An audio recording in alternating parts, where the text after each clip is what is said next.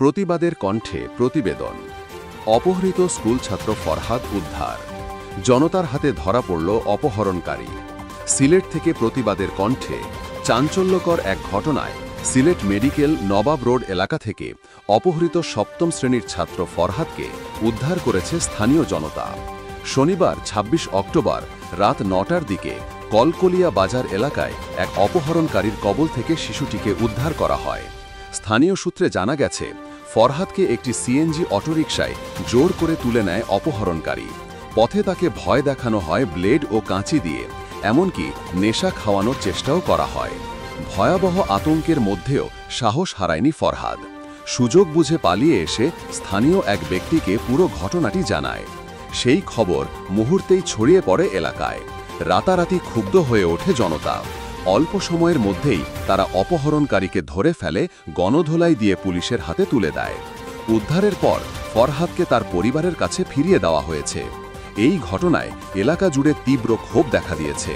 স্থানীয়রা বলেন, একজন স্কুল ছাত্রকে অপহরণ করা এটা শুধু অপরাধ না, এটা আমাদের সমাজের নিরাপত্তার ওপর সরাসরি আঘাত। তারা প্রশাসনের প্রতি জোর দাবি জানিয়েছেন, এমন অপরাধীদের বিরুদ্ধে দৃষ্টান্তমূলক শাস্তি দিতে হবে, যাতে আর কোনো শিশু এমন ভয়ঙ্কর ঘটনার শিকার না হয়। প্রতিবাদের কণ্ঠের আহ্বান, আজ সময় এসেছে দাঁড়িয়ে বলার, আমাদের শিশুদের নিরাপত্তা চাই, শিক্ষার্থীদের ভবিষ্যৎ রক্ষা চাই। একটি নিরাপদ সমাজ গড়ার দাবিতে আমরা একসাথে প্রতিবাদে। জগন্নাথপুরে অপহৃত শিশুসহ অপহরণকারী আটক, ২৮ অক্টোবর ২০২৫। মেডিকেল বন্ধ, ওখান থেকে আটি শাহজালাল, ওখানে গিয়ে আমি না করছি। তবে আমারে না করার আগেও আমার এটার মানে গাড়ি তুলি যে মেডিকেল থেকে সিএনজি গাড়ি তুলিয়া আমারে ওবার লইয়া এসে এখনো জানি না। তবে এর আগে সিএনজি মাঝখানে অনেক জায়গায় দাঁড়াইছে, অনেক জায়গায় দাঁড়াইয়া নেশা করতে বলাছে না আমারে যা ইচ্ছে হয়েছে ও নেও খাও। আমি বলছি না, আমি দেখাই না। অনেকটা যাচ্ছে, আমি একটু অভিজ্ঞ হয়েছি না, আমি দেখাইছি না। পরে আমি চেষ্টা করছি আমার বাসাতেই বানিয়ে, আমি পাইছি না। তবে আমি যদি কইতাম যে আমি তাকে যেতাম, ওই সময় আমারে ব্লেড দেখায় মুখ থেকে বাকি জি ব্লেড করে কেচি। ভাই আমি নিজে একটু অসুস্থ ছিলাম, বলেন ওরে কল করি।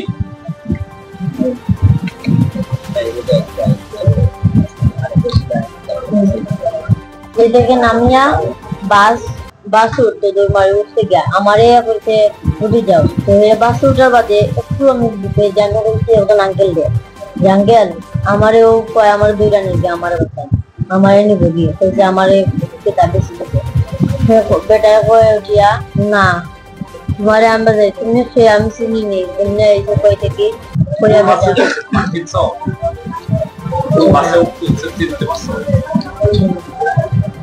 বাসের একেবারে পিছন সিটে আমার নিয়ে গেছে, নিয়া বইছে নেশা করতে। আর আমি জানলাম আমারে একটু বাদে আমি করে মাথার চেষ্টা করি যে আইয়ো আইয়া কয় আইয়ো। আর রাতকে একটা ফোন একটা মোবাইল বইতে গেলি আইয়া আমারে কইছে যে ওগু রাখি কার তোমার আব্বা, নাইলে কিন্তু মারবি।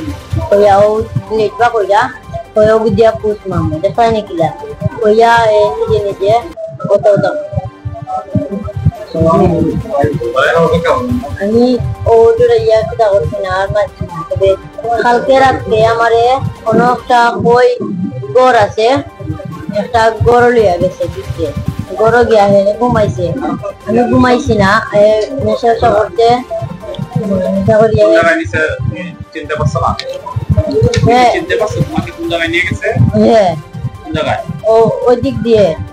ওদিক দিয়ে গিয়ে একটা তার বাড়ি কইছে এটা তার বাড়ি না, চিনি না। তার বাইয়ে তারে মারতেও না, সকালে তার বাইয়ে মারছে তারে। আমি আমার বাদে আমি কই অনেক কইলাই যে তারে মারে, আমার কিছু করতে আসে না, মানুষ আছে অনেক।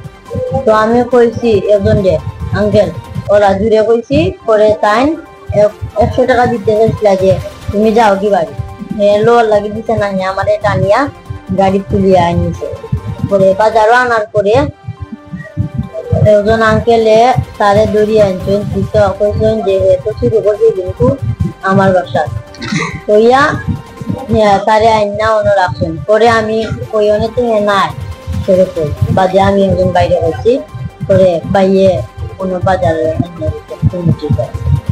ये वो इधर ये सैलेड आया बंदा ठीक है